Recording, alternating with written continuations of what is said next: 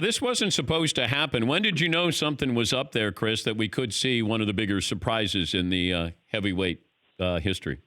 I mean, third round, which was the round of the year, hands down, one of the best rounds I've ever seen in person. And it's where I, as a broadcaster, and you know how this feels, I'm sure, Dan, sometimes I put my foot squarely into my mouth because Anthony Joshua knocked down Andy Ruiz with a huge left hand, the kind of left hand that guys don't recover from.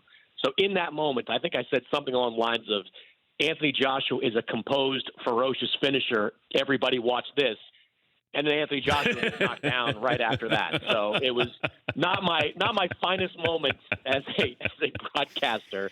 But look, nobody that's the big thing. Like, you know, people that can that say Andy Ruiz is some big fat guy who shouldn't have been in this fight. I mean, that's just dumb. Like this was a heralded prospect that Bob Arum's Top Rank groomed from the early stages. He had some conditioning issues, clearly. He wasn't as committed as he needed to be. But this is a talented guy with one loss on his resume, and that came in a world championship fight that he lost by like one round. So he came in with a pedigree. What I didn't think, and nobody believed, was that after taking a shot like that, he'd be able to come up and answer in the way that he did. That's where the big surprise was, and that was where the entire fight changed.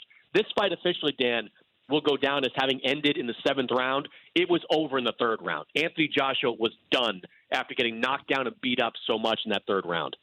But Ruiz and what he looks like and who he represents, Mexican Americans and being the heavyweight champ of the world, I thought this was a great thing for heavyweight boxing. I saw a lot of commentary to the contrary that we were looking for that showdown with Joshua and Wilder, Fury thrown in there.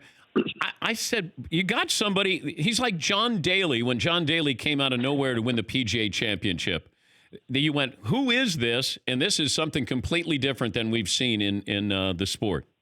Oh, I completely agree. And that was my first reaction right afterwards. Now, I might have a different opinion if the Wilder fight was scheduled for the fall, but it wasn't. Wilder had decided he was going to take a rematch with Luis Ortiz in September, and he announced the fight with Tyson Fury for early 2020. So we weren't getting Joshua versus Wilder anyway. And there's a part of me that is still disappointed that we're, because of the politics and the greed that's involved with boxing promoters, that we're not going to get Joshua Wilder at its apex, what it could have been the biggest fight in this, at least in heavyweight division, this century. All that being said, you now have a new player in the heavyweight division. You now have a rematch that's going to take place in the fall that everybody's going to watch.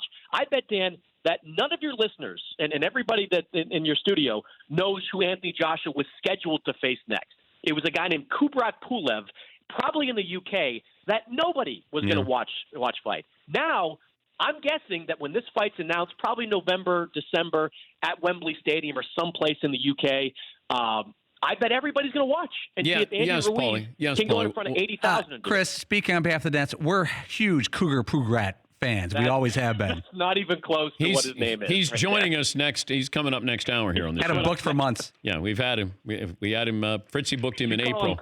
Did he call him Cougar Pulev? I think so. Didn't quite catch that. I think so. Yeah, I think we need to come up with a new heavyweight belt, the WTF, as we give that to Andy Ruiz. We got the IBF, WBC, WBA, and the WTF.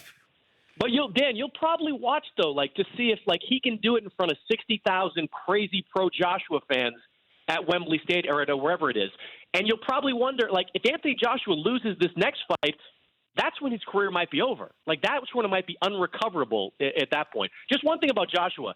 He's 6'6" and fights like a guy 6 inches shorter. If Emmanuel Stewart was still alive, he'd need to be paired with someone like that to be using the jab more than anything else. For more Dan Patrick Show, tune into Audience Channel 239 on DirecTV. Stream for free on BR Live or download the Dan Patrick Show app.